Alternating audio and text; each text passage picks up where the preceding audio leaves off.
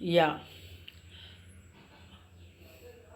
the unfresh lady's finger I have utilized as a deep fried vattal or crispy chips.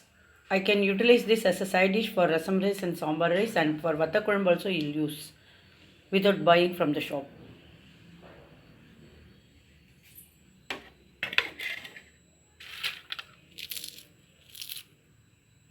So crispy.